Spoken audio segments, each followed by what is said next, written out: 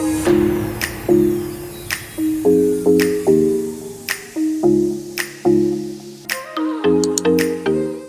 guys, welcome back to my channel and to another episode in our style guide and DIY series.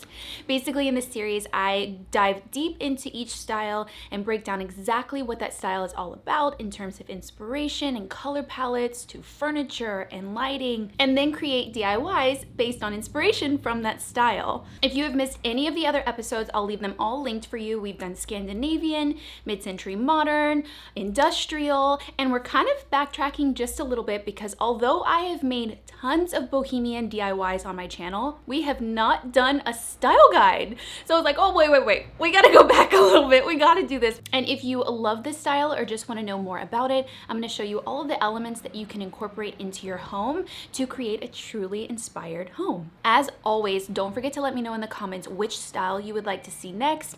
And don't forget to hit that subscribe button and the little bell notification so you know exactly when I upload a new video and a new episode in this series. So first I want to talk about the fact that there are varying degrees or intensity of the bohemian style and decor. From true bohemian, where there's just an explosion of color and patterns, and for lack of a better word, crowded, or there's a lot of stuff, to a more bohemian chic style that's a little more subtle and a little more of a nod to the overall bohemian style, just a little more dulled down and inspired by that style. So the overall vibe of a bohemian style home is really carefree, it's free-spirited, and it's not minimal in terms of less is more. It's got the mentality that more is more. What I love most about it is it's just full of creativity. Every place that you look in a room is super special. It has a story to tell, and it has a really lived in feel.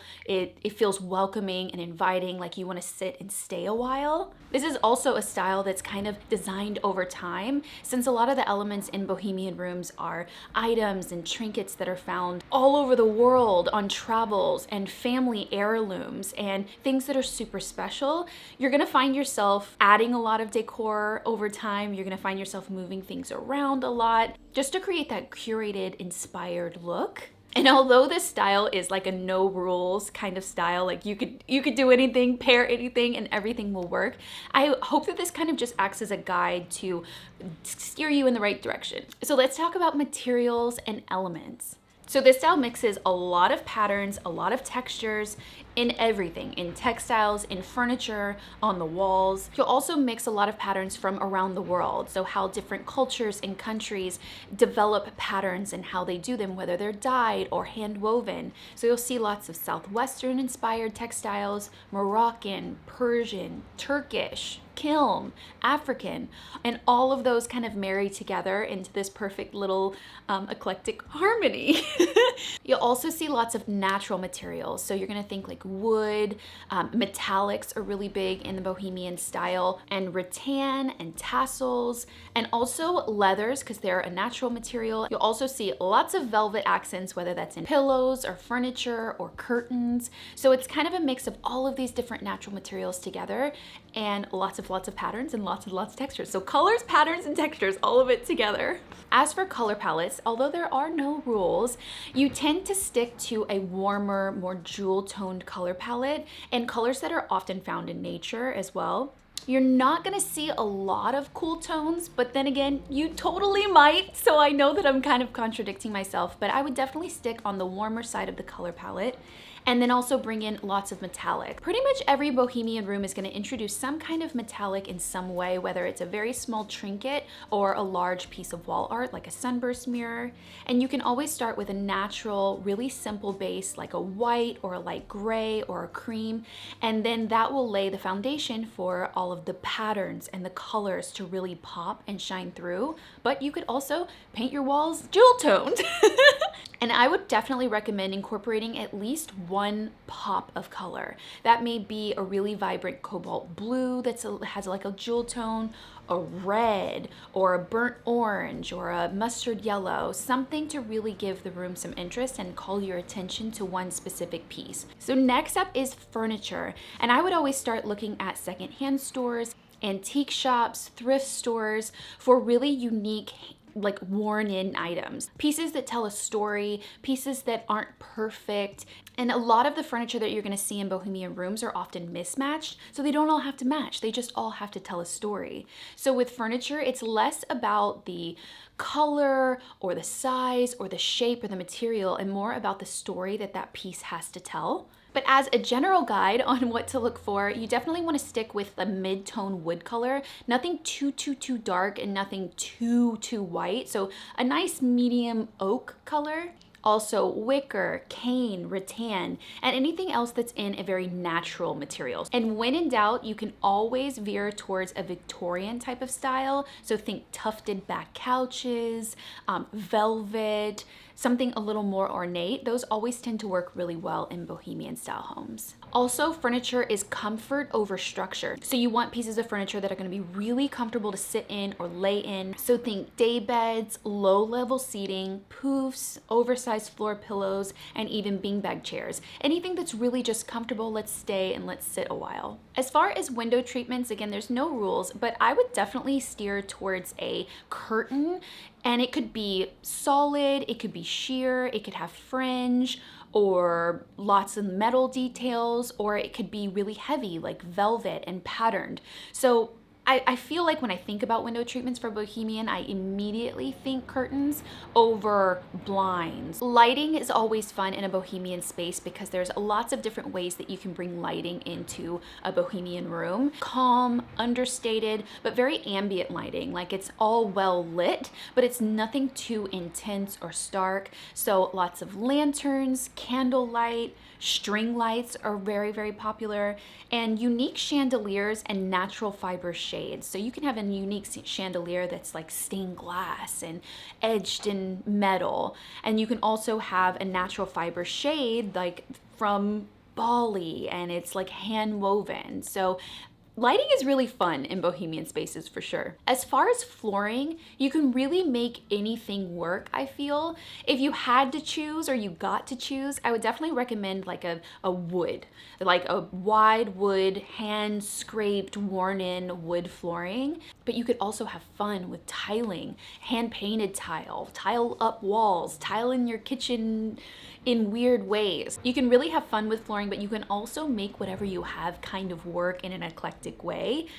And when in doubt, you're just gonna cover it up with rugs anyways, so it works. So accents and decor, and I feel like this is where Bohemian really shines because I feel like this is what Bohemian style is all about, is the accents. Eclectic mix of all different styles kind of put together, and each piece really tells a story. So they may be from places around the world, maybe family heirlooms or handmade items or things found while you're traveling. Think like baskets and natural jute fiber rugs and colorful Turkish rugs all paired together. And you could also think about decor kind of unconventionally. So you think a rug as a tapestry hanging on the wall, or layering several rugs together, which isn't necessary but adds texture and layers to the Bohemian look. And without a doubt, I don't think I've ever seen a Bohemian room not have a live plant in it. And maybe sometimes lots of them, or filled with. So everything from ferns and really viney plants to succulents and hanging plants that are kind of collaged in a corner together. So definitely look into plants and bringing those into your Bohemian space. So I always like to give you guys a shopping list of things that if you're out and about at a thrift store or just a regular store, I also really like to shop at World Market, Cost Plus World Market, for things for a Bohemian style room. They have like a little bit of a worldly take. So here is kind of an overview. You pause the video and screen cap this page, so when you're out shopping, you can find some cool things to add to your home. And because thrifting and secondhand shopping antiques and stuff like that is so popular in the Bohemian style, I was like, well, we have to incorporate this into this video. So I went thrift shopping yesterday and found the most amazing things with the Bohemian style in mind. So I can't wait to show you, and then we'll do some DIYs. Some pieces that I really like to look for are, first and foremost, anything with very textured glass, like this little double handled packet sugar or something like that in, or pretty much anything. It actually double as a candle holder, and it creates really pretty light. It creates really pretty texture. There was also an entire cabinet of ceramics that were this really vibrant green. If you really love color, definitely incorporate some of those items into vases or your kitchen on some open shelves. So also any type of vases or ceramics that are patterned or textured. So this one I thought was super cool. It had these vertical lines that kind of grew in shape as they got down to the bottom, and it would be super cool mixed in with other colors, other patterns, and other metallics. Like, look how cool all this stuff goes together.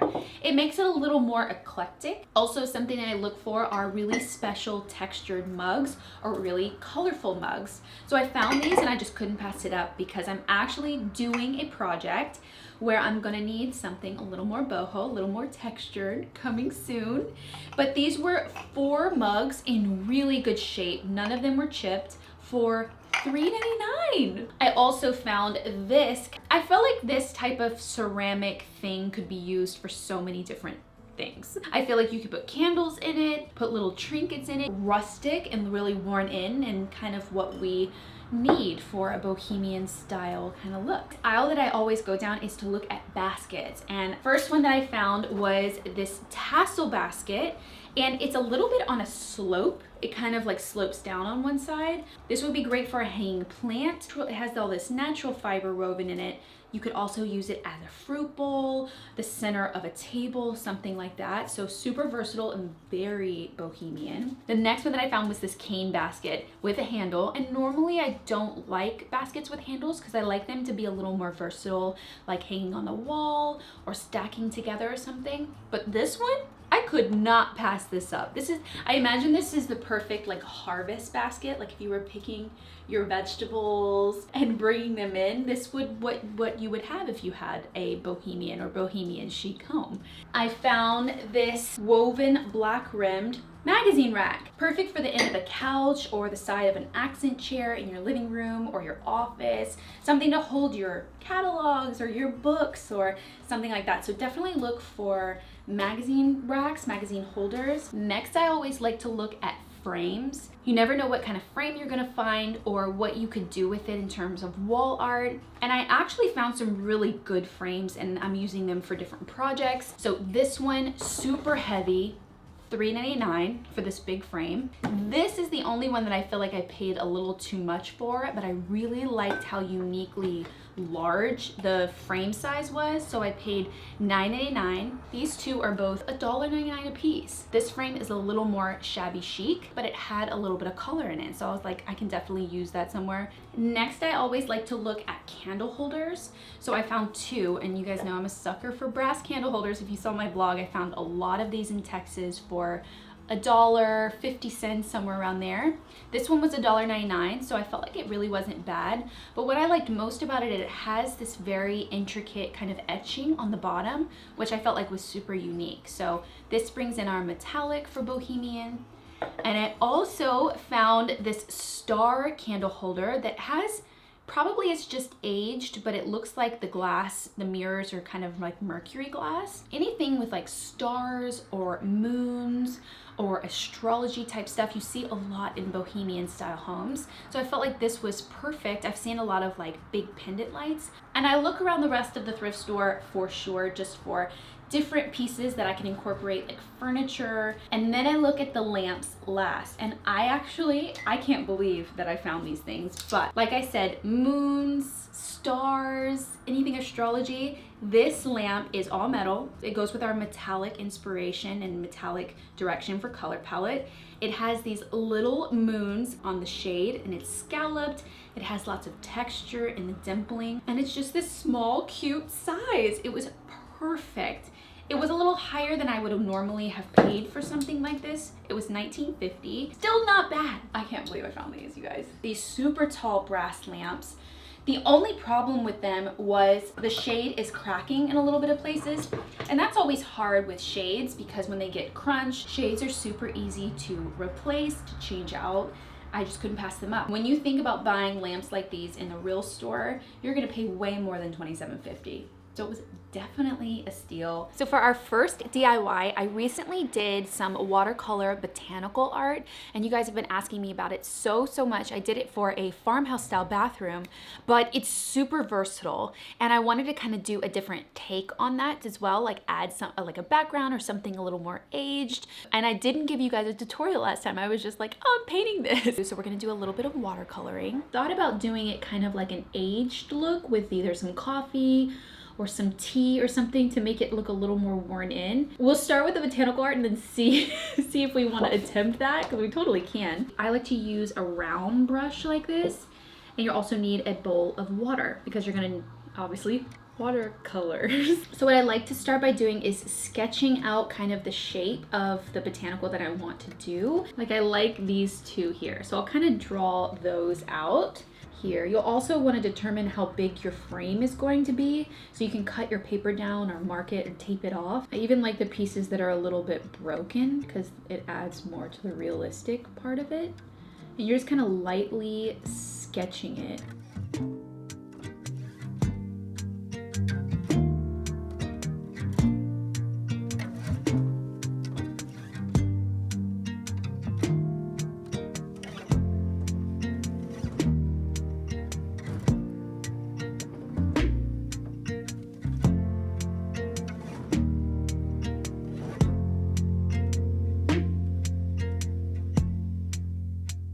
Watercolor goes a long way, so you just want to squeeze it out onto your palette. You can always add more, but you don't really need a lot, especially when we're doing something this small. Kind of like a combination of techniques that I use for watercolor. I like the edges of the leaves to be really crisp and more pigmented. Some parts of the leaves are going to be more watered down, and then other parts are going to be a little more solid. So if I wanted the edges to be more solid, I would kind of outline it like that, and then I would go in with some more water and kind of wash it out.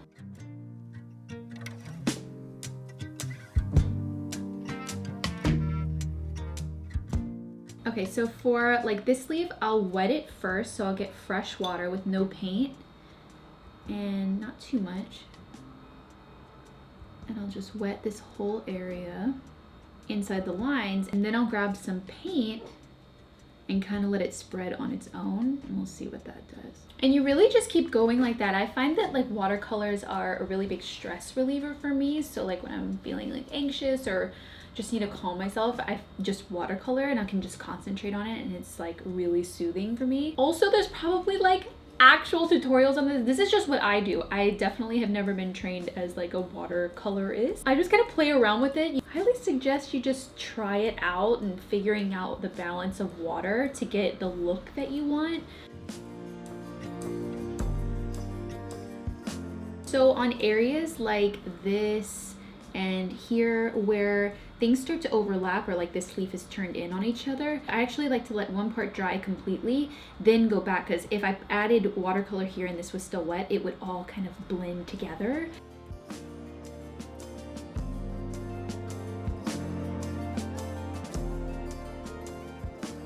You guys have been asking me about this botanical art for a while, whether I'm going to be putting it as a digital download on my Etsy shop. And in celebration of us hitting 500,000 subscribers on YouTube and then 100,000 followers on Instagram, I'm going to give it to you guys for free. I know I just showed you how to do it, and I hope you guys do try and practice and see if you can, adding a link to download this botanical art for free. We can make it look a little aged and older by using like a tea. I don't know if it's going to affect the color though. This is essentially what it would look like if we aged it. I wet the paper first and then used this color, which is raw umber. And we're gonna wet it first. So I'm gonna start over here. Okay, and get a little bit, nothing crazy, and we're just gonna let it bleed.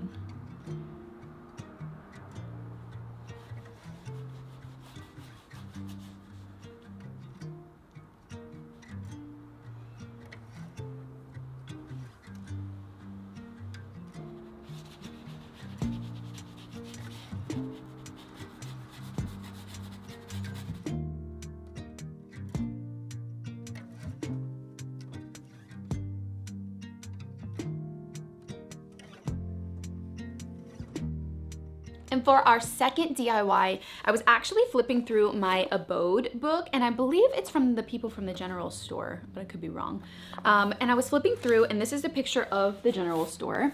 And you see on the wall here, there's all of these really cool kind of natural wall hangings. Well, I haven't made anything like this. I usually do macrame, try it out and make some shapes maybe out of clay. Obviously this is really natural, but it could be a perfect pairing to something that's more vibrant and colorful. When I went to Michael's and Joann's, and I feel like everyone is out of oven baked Sculpey clay. Joann's ended up having it in gray.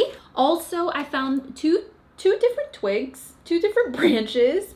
I'm thinking I like this one more. So I like that they're kind of like weird. So find one that has more of an organic shape instead of just like completely straight. I feel like that'll add to the very natural look. So the first thing we need to do is roll out our clay, and I use some parchment paper and also a rolling pin that's only for my clay. I don't actually bake with this. And we're gonna make some shapes. We're gonna kind of roll it out in pieces and see how far that gets us. And we want to roll it out to like 1/4 of an inch because that's the best baking measurement. That's really the only thickness that we need. I think any thinner than that, they might be a little fragile. In the shape that you want your drops to be, find something in that shape that'll kind of act like a cutter, like a cookie cutter. I wanted mine teardrop shaped, and I was like, do I have anything that's teardrop? And look, that's kind of teardropped, right? I will do a row of 6, 5, 4, 3, 2, and 1. So that's 21. Okay, so I got 21 pieces. So now we need to make the holes, and then we need to bake it. So I'm just gonna use this kind of skewer. You could use a toothpick or something that's really small and round to kind of poke a hole. Not really taking any clay away. I'm just kind of making a hole and bake them according to the instructions on the packet. At first I thought I would leave them gray, but they look too like dead, like gray clay. It's not right. But I don't want to just paint them straight with the paint. I actually want to add some baking soda like we did. We tested out all of those baking because it kind of looks a little more ceramic like stone. I definitely like this color over the gray for sure. So now that all of our pieces are all dry, see, it kind of gave it a really cool texture and not so flat and clay-like. We are going to be taking this string and then just tying them at different levels on our piece of wood. So the first row is going to be 6, 5, 4, 3, 2 down to 1 at the bottom. So to thread through something small like this, I like to take some wire, and it kind of acts like an anchor. So I cut some off and I create a loop, feed the wire through the hole like that. Not all the way, actually acts like a hook, and then I can put the thread in there and pull it through. So it's a lot easier. In the first row, we kind of want it somewhat short and tie another knot.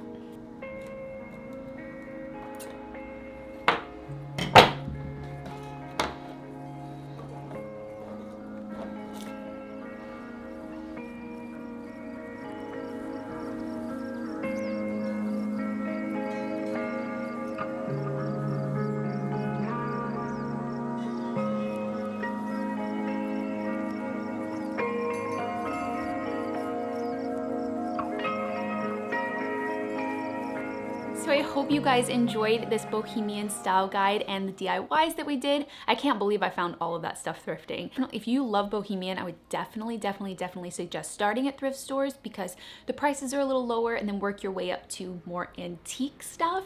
Even try estate sales. Those are always fun to find some really unique pieces that have history. And as always, what style do we do next?